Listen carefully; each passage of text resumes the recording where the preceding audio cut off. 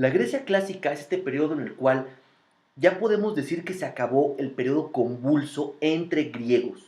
Y no nada más entre griegos, sino entre ciudades. Ya se acomodó Atenas, Efeso, Corinto, Megara, Lesbos, Mileto, Rodas, ya se habían consolidado con los dos modelos principalmente. El modelo ateniense, que era el modelo democrático, puro de Clístenes, y el otro modelo democrático de Licurgo en Esparta, que era como la otra forma de acomodarse, de gobernarse. Bien, ya entendimos por las ideologías de los sopilitas y de los socráticos, que ya estaban aquí presentes los valores de la virtud de la templanza, del dominio propio.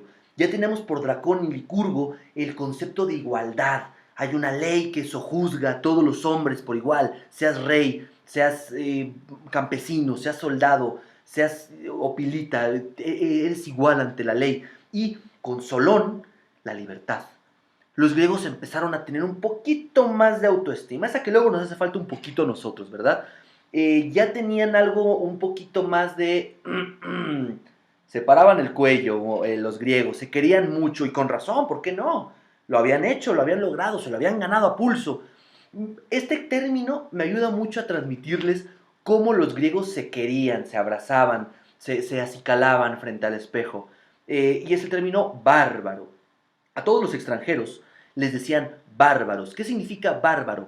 El que dice baba o el que balbucea. Es decir, no hablas griego, entonces no hablas, balbuceas.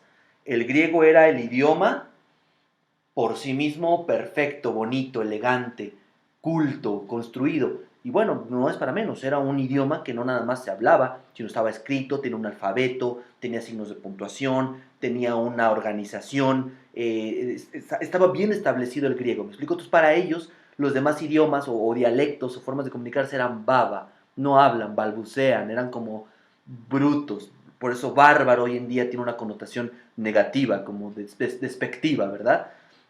Bien, esta sociedad occidental, con una ideología en la cual valoraban tanto su pueblo como su libertad, y que además por el periodo oscuro colonizó gran parte del Mediterráneo y se fue hacia las hacia las costas jónicas, tenía que chocar con el otro imperio oriental creciente que se dirigía a Occidente. ¿De quién hablo? Del gran contendiente de Grecia, Persia, también conocido como el pueblo Medo. ¿Por qué el pueblo Medo? Bueno, por una ciudad famosa llamada Medo, que le había dado bastante batalla a Grecia durante el periodo del 508 al 459, y les conocían los griegos a los persas como los medos. Bien, de aquí viene el término guerras médicas, en donde no eran los internistas contra los de urgencias peleándose con estetoscopios, aventándose jeringas. No, las guerras médicas se les dice así porque fue contra los medos, los persas, ¿vale? Bueno, pues Persia era una sociedad conquistadora, era un pueblo que tenía una religión conocida como zoroastrismo, una religión que hoy en día perdura aún en Israel, por cierto. Bien, para allá del 521 al 486 tuvieron una fuerte expansión en todo Occidente y empezaron a conquistar ciudades, pero la verdad es que en el zoroastrismo tenían 10 cánones principales. Tenían un cielo, un infierno, por cierto, muy parecido al cristianismo actual. Tenían también un profeta, tenían un dios principal, tenían una manifestación como media satánica, de una antítesis de un dios bueno. Y ojo aquí, el rey persa, por religión, tenía que ser el gobernante del mundo. Así es decir, era un mandamiento al rey que conquistara todo el mundo y tenía que ser el rey de todo.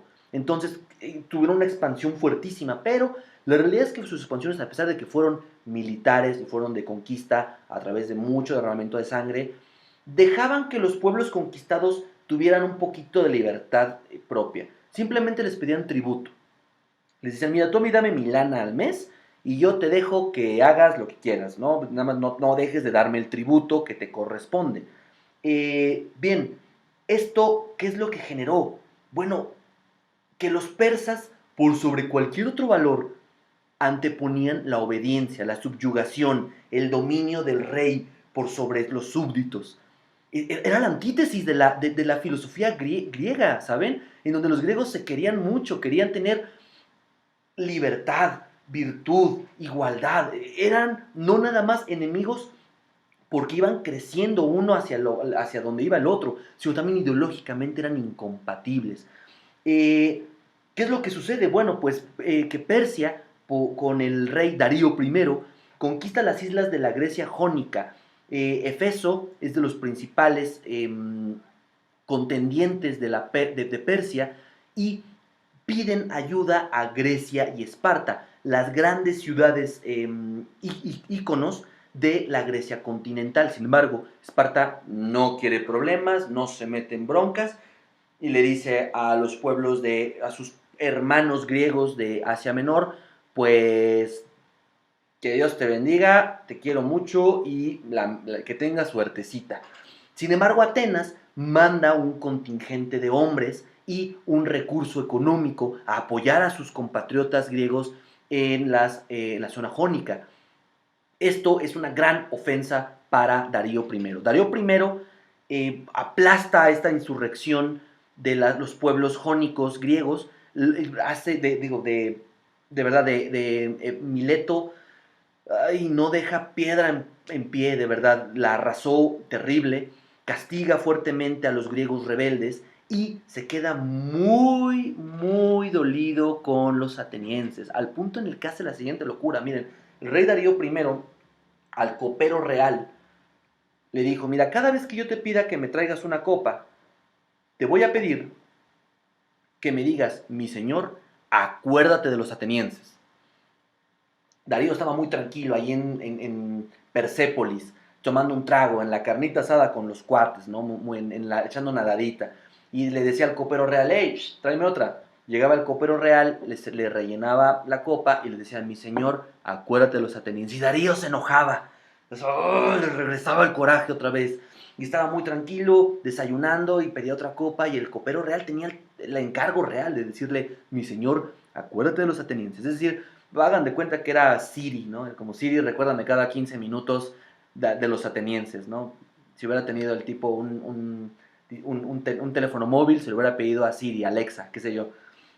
Bueno, lo usó como pretexto este apoyo ateniense para poder conquistar la Grecia continental, expandir el imperio persa que por religión, por canon tenía que hacer. Lleva a sus tropas a Maratón, a Salamina, a Mícala, a Platea, a la más famosa de todas, la batalla de Termópilas, la batalla de los famosos 300 de esta película que todo el mundo debe de ubicar muy bien. No puedo ahondar mucho por cuestiones de tiempo, ya voy a darle su programa a las guerras médicas, pero vamos a ponerlo así, ganan los griegos, spoiler alert, ganaron los griegos, se impuso el ejército griego por sobre el ejército persa, a pesar de estar superado en número en infinidad de ocasiones. O sea, las mejores peleas en estadística para los griegos eran que tenían 3-1, es decir, había 3 persas por cada griego, pero llegaron a pelear de 10-1 y aún así los griegos ganaron. Esto fue el inicio de una estadística que se vio a lo largo de la historia en la que los ejércitos de regímenes democráticos normalmente eran los ejércitos que más victorias acumulaban. Esto se ve a lo largo de toda la historia. Los griegos estaban dirigidos por un fuerte patriotismo basado en valores, identidad, nacionalismo, libertad, virtud, igualdad. En cambio, los persas pues realmente eran ejércitos esclavizados, eran ejércitos traídos de muchos pueblos conquistados por Persia, y eso los hacía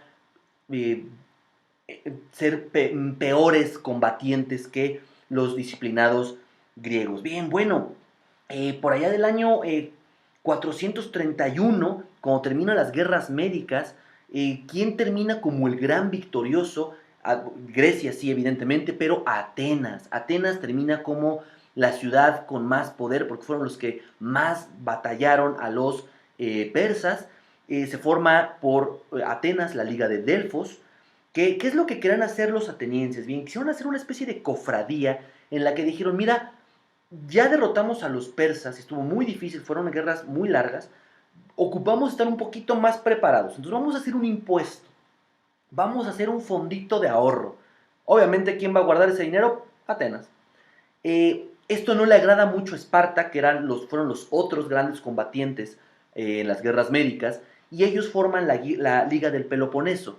Y se dividen, hagan de cuenta, la mitad de ciudades-estado griegas con los atenienses, la otra mitad con los espartanos. Hagan de cuenta algo así como la Guerra Fría entre Estados Unidos y la URSS. Se hizo algo muy similar, pero no con regímenes tan diferentes, aunque los espartanos tenían una monarquía dual, tenían dos reyes, una diarquía, y los atenienses pues tenían una democracia un poquito más virtuosa, por decirlo de cierta forma. La guerra se da, lamentablemente, entre Atenas y Esparta. ¿Quién gana esta guerra? Ganan los espartanos. Los espartanos tienen mucha más disciplina militar que los atenienses, ya lo hemos visto en la famosa película de 300. Y bueno, esto hace que, aunque haya un triunfador, realmente nadie gana. Porque las guerras del Peloponeso, despuesito de las guerras médicas, hacen una vez más que la sociedad griega decaiga y vuelve el ciclo de la Edad Oscura y empiezan a debilitarse las ciudades, empiezan a caer un poquito hacia abajo. ¿Y quién toma la delantera primero? Tebas, la ciudad-estado griega de Tebas, que había sido aliada de Esparta durante las guerras entre la Liga de Delos y la Liga del Peloponeso, pero no le dura mucho el gusto, más de 10 años tiene la hegemonía y es derrocado este poderío tebano por el rey Filipo de Macedonia, el rey Filipo II de Macedonia. Los macedonios eran griegos, sí, pero eran como considerados griegos de baja categoría, como que no se les tenía mucho en estima, no se esperaba mucho de ellos.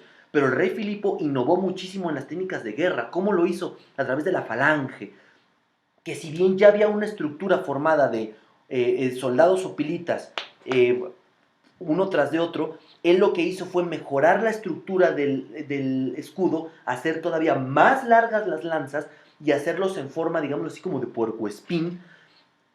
También implementó la catapulta por torsión, y esto lo llevó a tener un gran poderío militar que lo hizo conquistar Tebas primero, que eran los más fuertes, y después Esparta, por todo el Mediterráneo. Macedonia se convierte en la ciudad hegemónica ya para este periodo. Se termina aquí con el rey Filipo II, la Grecia clásica, y empieza la guerra helenística, la Grecia helenística, en donde Macedonia tomó la oportunidad.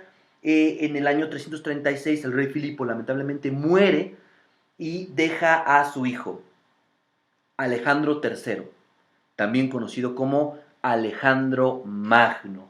Y este sí era el hombre, era el crack, era el verdadero ejemplo de un griego. Había tenido como maestro al mismísimo Aristóteles en cuestión de filosofía, y en cuestión de Grecia al gran rey Filipo II, que fue el que se encargó de llevar esa hegemonía macedónica hacia su familia. Tenía el cetro de poder el rey Filipo II. ¿Qué es lo que hace Alejandro Magno?